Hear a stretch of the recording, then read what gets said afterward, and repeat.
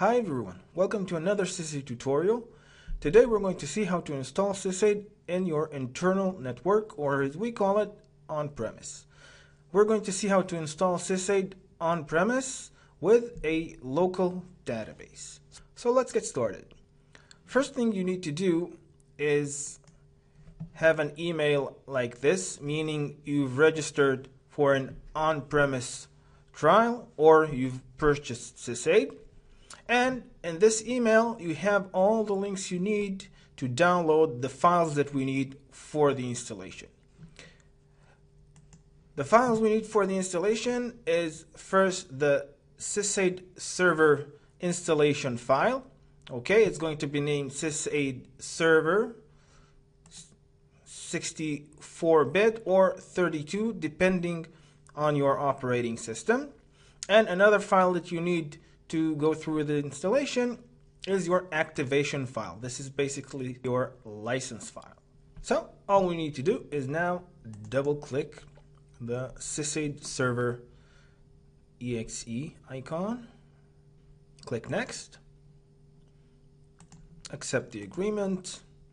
Now we have two options here. One is typical, which we're going to use because we're installing with a local database. If we wanted some more customization options, like for instance to choose the database type that we're using, we would choose customize. But we're not going to do that right now. So we're going to click next. And the installation is starting. That could take some time depending on the speed of your computer.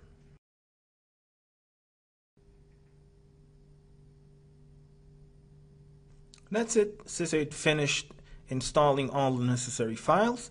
Now what we need to do is tell SysAid where the activation file is. That's the file that we downloaded beforehand. So we're going to browse, and in this case it's on my desktop,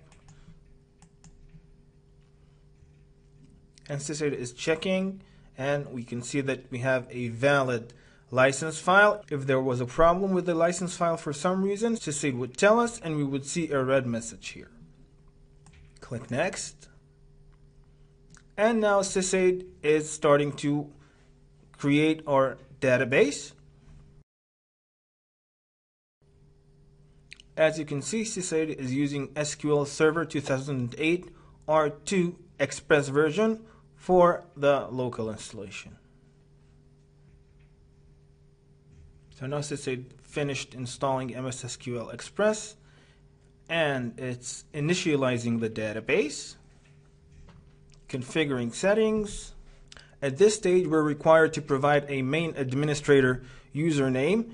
This username will first help you log into the system for the first time, and will be kept in the system in case you need to log into the system locally in times of trouble.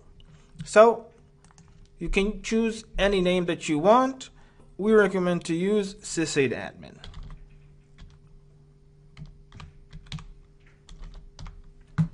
And the password, of course, you can set yourself. Next.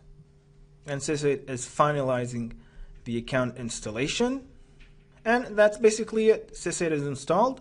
I'm going to click finish. And now, as you can see, SysAid will open the online aid, okay, where you can get more help in case of need. If we want to go into SysAid locally, we can either type in localhost or use the localhost address. And as you can see, SysAid is working. That's it. Welcome to SysAid. All you need to do now is use the main admin username and password that you determined during the installation. Thank you for watching, and we'll see you on our next tutorials.